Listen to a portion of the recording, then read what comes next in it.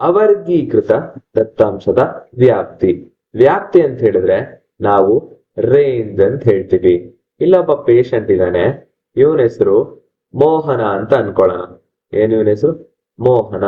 ಇವನು ಡಾಕ್ಟರ್ ಹತ್ರ heart beat check ಮಾಡ್ಸಕ್ ಬಂದಿರ್ತಾನೆ, ಅಂದ್ರೆ ಹೃದಯದ ಬಡಿತನ ಚೆಕ್ ಮಾಡ್ಸಕ್ಕೆ.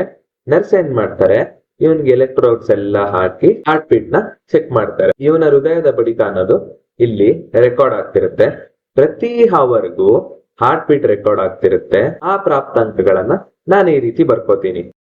ಪ್ರತಿ ನಿಮಿಷಕ್ಕೆ ಅವನ ಹೃದಯ ಎಷ್ಟು ಸರಿ ಬಡಿಯುತ್ತೆ ಅಂದ್ರೆ 60, 78, 59, 72, 73, 68 ಮತ್ತೆ 75. ಇವೆಲ್ಲ ಅವನ ಹೃದಯ ಬಡಿತ ಇದು ರೆಕಾರ್ಡ್ ಆಗ್ತಿರುತ್ತೆ. ನಾವು ಪ್ರಾಪ್ತಾಂಕಗಳನ್ನ ಈ ರೀತಿ ಬರ್ಕೊಂಡಿರ್ತೀವಿ. ಈಗ ಡಾಕ್ಟರ್ ಬಂದು ನರ್ಸ್ಗೆ ಕೆಲವೊಂದು ಪ್ರಶ್ನೆಗಳು ಕೇಳ್ತಾರೆ. ಮೊದ್ಲಿಗೆ ಡಾಕ್ಟರ್ ಹತ್ರ ಅಷ್ಟೊಂದು ಟೈಮ್ ಇರಲ್ಲ ನರ್ಸ್ ಮಾಡಿರೋ ಟೆಸ್ಟ್ ಎಲ್ಲ ನೋಡಕ್ಕೆ. ಡಾಕ್ಟರ್ ಏನ್ ಮಾಡ್ತಾರೆ ಅಂದ್ರೆ ನರ್ಸ್ ಹತ್ರ ರೇಂಜ್ ಹೇಳಮ್ಮ ಅಂತ ಕೇಳ್ತಾರೆ. ಅಂದ್ರೆ ಈ ದತ್ತಾಂಶದ ವ್ಯಾಪ್ತಿ ಹೇಳಮ್ಮ ಅಂತ ಕೇಳ್ತಾರೆ. ನೀವೇನಾದ್ರೂ ನರ್ಸ್ ಆಗಿದ್ರೆ ಈಗ ಉತ್ತರನ ಹೆಂಗ್ ಕೊಡ್ತೀರಾ? ನೀವೇನಾದ್ರೂ ಉತ್ತರ ಕೊಡ್ಬೇಕು ಅಂತಿದ್ರೆ ನೀವು ಮೊದ್ಲಿಗೆ ಈ ಪ್ರಾಪ್ತಾಂಕಗಳನ್ನ ನೋಡ್ಬೇಕು. ಇದರಲ್ಲಿ 2 ವಿಷಯಗಳನ್ನ ನೀವು ತೀರಾ ಗಮನ ನೋಡ್ಬೇಕು. ಮೊದಲನೇದು, ಈ ಪ್ರಾಪ್ತಾಂಕಗಳಲ್ಲಿ ಅತಿ ಚಿಕ್ಕ ಸಂಖ್ಯೆನ ನೀವು ಗುರುತಿಸ್ಬೇಕು. ಅದೇ ರೀತಿ ಅತಿ ದೊಡ್ಡ ಸಂಖ್ಯೆಯನ್ನು ನೀವು ಗುರುತಿಸ್ಬೇಕು. ಇದರಲ್ಲಿ 59 ಅನ್ನೋ ಚಿಕ್ಕ ಸಂಖ್ಯೆ, 78 ಅನ್ನೋದು ದೊಡ್ಡ ಸಂಖ್ಯೆ.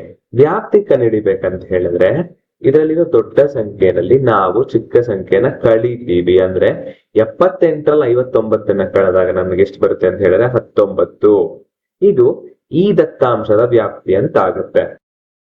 ನಂತರ ಈ 19 ಅನ್ನೋ ಮಾಹಿತಿ ಡಾಕ್ಟರ್ಗೆ ಹೆಂಗ್ ಯೂಸ್ ಆಗುತ್ತೆ?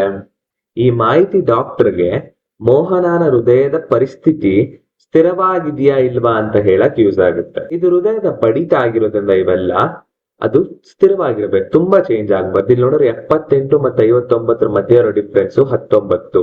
ಈ ರೀತಿ ತುಂಬಾ ವೇರಿಯೇಷನ್ಸ್ ಅನ್ನೋದು ಇರಬಾರ್ದು. ಇದು ತುಂಬಾ ವೇರಿಯೇಷನ್ಸ್ ಇರೋದ್ರಿಂದ ಮೋಹನನ್ಗೆ ಟ್ರೀಟ್ಮೆಂಟ್ ನ ಅವಶ್ಯಕತೆ ಇದೆ. ಅಕಸ್ಮಾತ್ ಆಗಿ ಪ್ರಾಪ್ತಾಂಕಗಳು ಈ ರೀತಿ ಇದ್ರೆ 70, 72, 73, 69, 71, 70, 72 ಈ ರೀತಿ ಇದ್ರೆ ಇದರ ವ್ಯಾಪ್ತಿ ಹೇಗೆ ಕಂಡುಹಿಡಿತೀವಿ? ಮೊದ್ಲಿಗೆ ಚಿಕ್ಕ ಸಂಖ್ಯೆ ಗುರುತಿಸ್ಕೊಂತೀವಿ, ನಂತರ ದೊಡ್ಡ ಸಂಖ್ಯೆ. 73ರಲ್ಲಿ 69 ಕಳೆದ್ರೆ ಎಷ್ಟು ಬರುತ್ತೆ ಅಂದ್ರೆ 4. ಹೀಗೆ ಡಾಕ್ಟರ್ ಏನ್ ಹೇಳ್ತಾರೆ ಅಂತ ಹೇಳಿದ್ರೆ ಮೋಹನ ಹೃದಯ ಬಡಿತ ಸ್ಥಿರವಾಗಿದೆ, ಅಂದ್ರೆ ವೇರಿಯೇಷನ್ಸ್ ಅನ್ನೋದು ಜಾಸ್ತಿ ಇಲ್ಲ ಅಂತ ಹೇಳ್ತಾರೆ.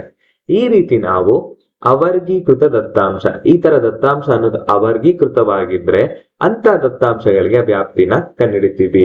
ಫಸ್ಟ್ ಪಾಯಿಂಟ್ ಏನು? ಅತಿ ದೊಡ್ಡ ಸಂಖ್ಯೆನ ಅತಿ ಚಿಕ್ಕ ಸಂಖ್ಯೆನ ಗುರುತಿಸ್ಕೊಂಡು ನಂತರ ದೊಡ್ಡ ಸಂಖ್ಯೆಯಿಂದ ಚಿಕ್ಕ ಸಂಖ್ಯೆನ ಕಳಿಯೋದು. ಅಲ್ಲಿ ಬರೋ ಉತ್ತರನೇ ವ್ಯಾಪ್ತಿ ಅಂತ ಆಗುತ್ತೆ.